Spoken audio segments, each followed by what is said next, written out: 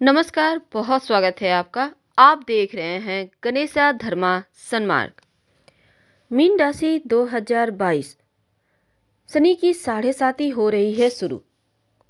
और ये शनि की साढ़े साती 29 अप्रैल 2022 से शुरू होगी और इसका समापन 2030 में होगा। तो मीन राशि फल 2022 शनिदेव की साढ़े साती के अनुसार क्या कुछ होने वाला है आपके जीवन में बड़ा बदलाव। 2022 में आपके राशि के स्वामी देवगुरु बृहस्पति आपके ही राशि में गोचर करेंगे। इसके बाद शनि की साढ़े साती भी आपकी शुरू हो जाएगी। देवगुरु 13 अप्रैल को मीन राशि में आएंगे और 29 अप्रैल को साढ़े साती शुरू होगी। राहु भी आपके द्वितीय भाव में गोचर करेंगे, लेकिन जो केतु हैं वो अष्टम भाव में। ग्रहों की इस स्थिति से आपके करियर, पारिवारिक जीवन, आर्थिक जीवन पर इसका क्या प्रभाव पड़ेगा, इस बारे में आज हम आपके साथ विस्तार से साझा करेंगे। तो साढ़े साती जब 29 अप्रैल को शुरू होगी तो 12 जुलाई तक एक बार जो शनिदेव हैं कुंभ राशि में रहेंगे आपके 12वें भाव में। इसके बाद फिर वो मकर राशि में आ जाएंगे। तब थोड़ा सा यहाँ पर साढ़े साती का प्रभाव कमता हुआ नजर आएगा। पारिवारिक जीवन के लिहाज से 2022 से लेकर 2025 तक का वक्त, क्योंकि ये चढ़ती हुई साढ़े साती है, सामान्य रहेगा, लेकिन स्वास्थ्य को लेकर थोड़ा ध्यान देना होगा।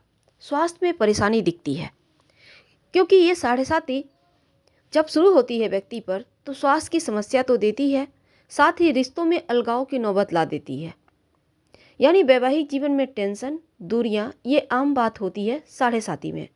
तो इसलिए आपको अपने रिश्तों को लेकर चलना होगा, रिश्तों को संभालना होगा।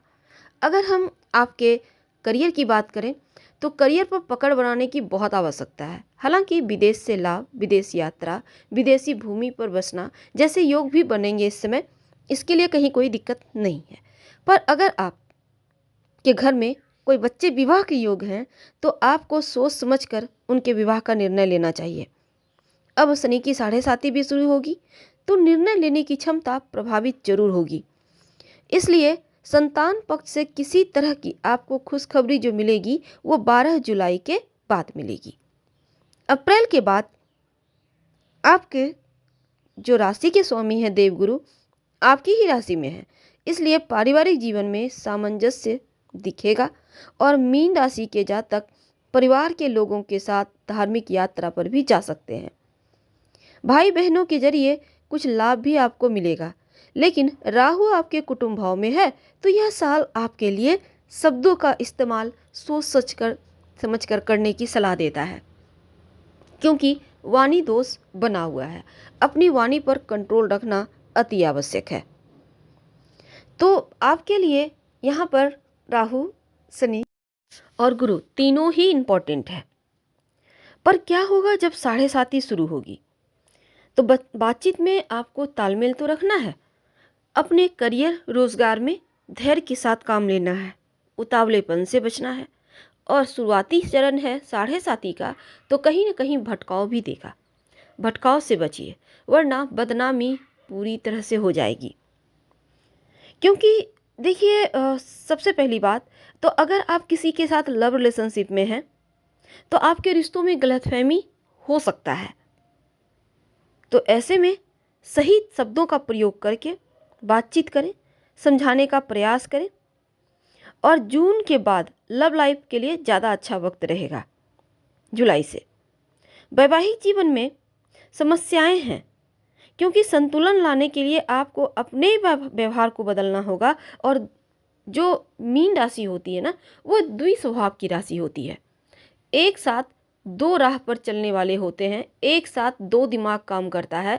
और ये दिमाग दो का चलना, दो तरीके से चीज़ों को हैंडल करना, दो पथ पर चलना कहीं ना कहीं भटकाव देता है।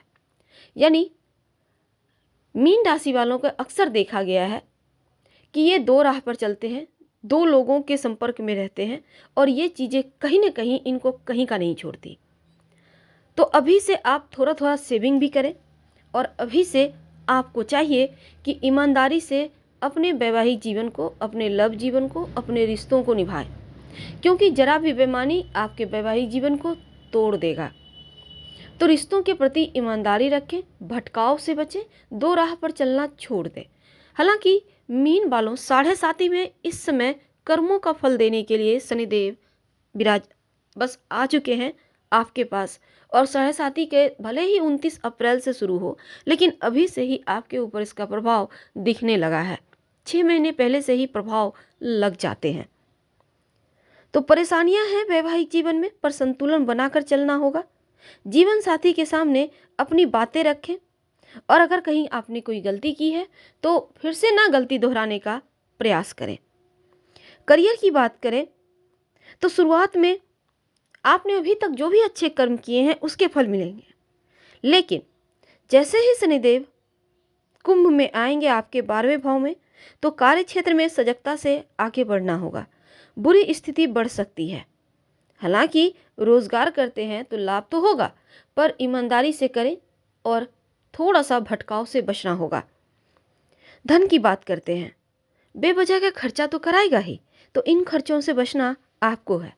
बेवजह की भटकाव से भी बचना है, क्योंकि आपका अधिकतर पैसा भटकाव में ही खर्च होता है। इसलिए आपको इस साढ़े साथी में बहुत फूक फूक कर कदम बढ़ाना है, वरना बदनामी तो ऐसी होगी कि फिर मुश्किल होगा आपको संभलना, खड़े होना। स्वास्थ्य की बात करते हैं तो शनि के द्वादश भाव में गोचर करने से थोड़ी बहुत स्वास्थ्य की समस्याएं होंगी। खासकर आपको अपनी आंखों का ख्याल रखना है, खान पान का ध्यान रखना है। थोड़ा सा मानसिक तनाव साल के मध्य भाग में दिखता है ज़्यादा, इसलिए इस तनाव से आपको बाहर निकलना है। क्या करें कि सब कुछ अच्छा हो जाए, ये तो हम जानेंगे, लेकिन इसके पहले एक और बात देखिए। ये जो साढ़े साथी है, ये जीवन के उन मुश्किल घड़ियों में आपको आगे बढ़ाने के लिए आता है जो आप पूरी तरह से इग्नोर करते हैं। यानी साढ़े साथी व्यक्ति को एक सही मार्ग पर ले जाने का बस उस प्रभु का एक ऐसा जरिया है, जहाँ पर कर्म का फल भोगने के बाद व्यक्ति खुद ही संभल जाता है।